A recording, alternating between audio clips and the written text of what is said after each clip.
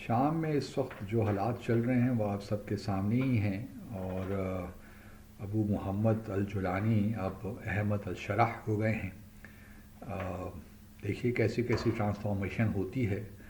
اور پھر کل تو جب انہوں نے ترکی کے وزیر خارجہ کا دمشق میں استقبال کیا، ان کو ریسیو کیا، تو انہوں نے ماشاءاللہ سوٹ بھی پہنا ہوا تھا، نیک ٹائی بھی لگا رکھی تھی۔ تو بڑی کوئک ٹرانسفارمیشن ہوئی ہے ابو محمد الجولانی سے احمد الشرح تک۔ لیکن اگر سیریا کے لوگ خوش ہیں تو ہمیں کیا اعتراض ہو سکتا ہے، کیونکہ بہرحال جو اسد رجیم تھی پچھلے 52-53 سالوں سے، وہ جس طریقے سے ٹائرنٹ کے طور پہ انہوں نے حکومت کی، بہت باپ بیٹا نے، اس سے جان چھوٹی۔ اور سیریا ہم امید کرتے ہیں کہ آگے بڑھے گا، کیونکہ یہ جو حیات تحریل الشام جو ہے، جس کو احمد الشرح لیڈ کرتے رہے، یہ ادلب میں تھی جب سول وار تھی، اور ترکیے اس کو بہت سپورٹ بھی کرتا رہا ہے، اور اب ترکیے کا کافی اس میں نئی حکومت میں ڈسپنسیشن میں انفلوئنس بھی ہوگا۔ آج تھوڑی سی میں بات کر لیتا ہوں سیریا کے جو سچویشن ہے، اس کے تو بہت سے پہلو ہیں، لیکن آج بات کر لیتے ہیں کرد کی۔ کرد یا کرد کہہ لیجئے، کردوں نے سیریا میں اپنی ایک سیرین ڈیموکریٹک فورس بنا رکھی تھی، SDF کے نام سے، اور سیریا کی تقریباً آپ کہہ لیجئے کہ اس وقت بھی 1/3 آف جو سیرین ٹیریٹری ہے وہ SDF کے قبضے میں ہے۔ اور جو کردوں کی پاپولیشن ہے سیریا میں، وہ تقریباً ہے 10% کے قریب، تو کافی امپورٹنٹ۔ اور پھر جو علاقے ان کے پاس ہیں ایسٹرن نارتھ میں، نارتھ ایسٹرن سائڈ پہ، جہاں پہ امریکن فورسز بھی ہیں، کیونکہ امریکنز ان کو سپورٹ کر رہے ہیں۔ ان کا خیال یہ ہے کہ SDF جو ہے، یا کرد جو ہیں، یہ ISS یا ان کے خلاف ہیں، داعش کے خلاف ہیں، تو انہوں نے ان کو سپورٹ کیا داعش کے خلاف۔ لیکن ترکیے کا کردوں کے ساتھ ایشو ہے، انہوں نے بفر زون بھی بنا رکھا ہے اس علاقے میں، تقریباً 30 kilometre deep into the Syrian territory. تو وہ PKK وغیرہ کو، YPG جو آرگنائزیشن سیریا میں ہیں، ان کو ٹیرر آرگنائزیشنز ہی سمجھتی ہیں۔ تو اب الشارہ نے، جو نئے ڈیفیکٹو لیڈر ہیں شام کے، گو کہ اس وقت ان کے پاس ڈیفنس منسٹری کا پورٹ فولیو ہے، لیکن ڈیفیکٹو لیڈر وہی ہیں، تو انہوں نے اپنے بیان میں کل جب ترکی کے فورن منسٹر کو ریسیو کیا، تو انہوں نے یہی کہا کہ ہم اب ایک آرمی بنائیں گے، اور جتنے بھی فیکشنز ہیں وہ سب اس آرمی کا حصہ ہوں گے۔ ممکن ہے کہ کوئی بات چیت ان کی ہو رہی ہو پس پردہ، اور کیونکہ کرد بھی بہت عرصے سے جنگ میں لڑ رہے ہیں، اور تقریباً ہر جگہ ہی، خاص طور پہ عراق، سیریا اور ترکیے میں تو خاص ایشوز ہیں، اور ترکیے میں خاص طور پہ، کیونکہ کردوں کی 60 سے 70% جو آبادی ہے وہ ترکیے میں ہی ہے، اور ترکیے کو اس سے بہت بڑا ایشو ہے، کیونکہ یہ نہیں چاہتے کہ کوئی سیپریٹ ریپبلک،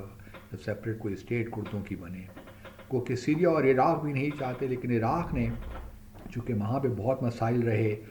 ہم جانتے ہیں ISIS کا بڑا ہولڈ رہا، تو پھر انہوں نے کردستان نے اپنی ایک اٹانومس ریجن وہاں بنا دیا تھا، جس کو ترکیے ایکسیپٹ کرتا ہے، انہوں نے اپنا میرے خیال میں انوائے بھی وہاں بھجوا رکھا ہے۔ تو اسی قسم کی ارینجمنٹ اگر دمشق میں بھی ہو سکتی ہے، ممکن ہے کہ اسی جو عراق میں اس وقت ارینجمنٹ ہے کردوں کی،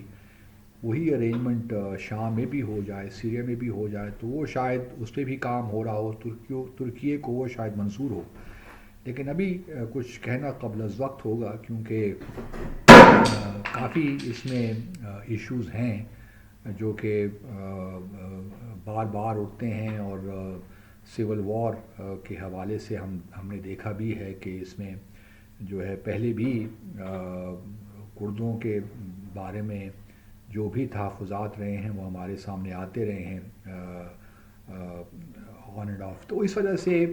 اب دیکھنا یہ ہے کہ ٹرمپ صاحب بھی کیا کرتے ہیں، کیا وہ اپنی جو 900 کے قریب ان کے ٹرمپس ہیں ان کو وہاں سے نکالتے ہیں،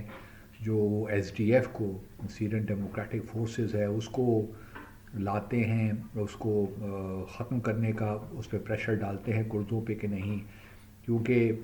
ترکیے نے نیو سیرین آرمی بنائی تھی، یہ بھی یاد رہے، ایک تو فری سیرین آرمی تھی اور ایک نیو سیرین آرمی تھی جو کہ ترکیے جس کو سپورٹ کرتا تھا، اور وہ اینٹی کرد لوگ تھے آپ یہ کہہ سکتے ہیں. تو کافی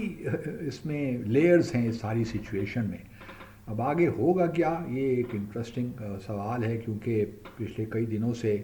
جب سے احمد الشرا آئے ہیں اور انہوں نے دمشق پہ قبضہ کیا ہے، تو اس کے بعد ہم نے دیکھا کہ امریکن ڈیلیگیشن بھی پہنچ گیا، جو احمد الشرا کے سر پہ ایک باؤنٹی تھی $10 ملین کی، وہ بھی امریکہ نے ختم کر دی. اس کے بعد سعودی ڈیلیگیشن بھی وہاں تھا، قطری ڈیلیگیشن بھی وہاں تھا، لیبنان سے بھی ڈیلیگیشن آیا ہوا تھا، بلکہ آج جارڈن سے بھی ڈیلیگیشن آ رہا ہے. تو تمام جتنے بھی عرب کنٹریز ہیں، نیبرنگ کنٹریز، اور پھر امریکہ بھی بڑا انٹرسٹ شو کر رہے ہیں اس نئی حکومت میں. اور چونکہ اب احمد الشرا نے سوٹ پہن لیا ہے، نیک ٹائی لگا لی ہے، تو امید یہی کی جا سکتی ہے کہ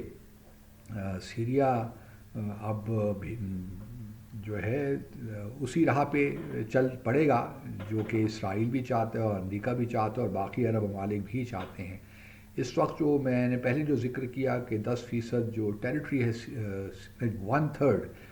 تھرڈ ٹیریٹری جو سیریا کی ہے وہ کردوں کے پاس ہے. تو ایکچولی وہاں پہ ہی آئل اور گیس ڈپازٹس ہیں سیریا کے، تو سیریا کے لیے یہ علاقے بڑے امپورٹنٹ ہیں، اور یہ ایک بارگیننگ چپ کردوں کے پاس ہے اس وقت کہ وہ کس طرح اگر سول وار ہوتی ہے، جنگ ہوتی ہے، تو پھر جو ایک ایجنڈا ہے احمد الشرا کا وہ پورا نہیں ہو سکے گا، اور یہ بات پھر وہیں رہ جائے گی، اور پھر ایک اور سول وار اور ایک وائلنس کا دور شروع ہو جائے گا، جو کہ میرا خیال میں احمد الشرا اس کو ایوائڈ کرنا چاہیں گے.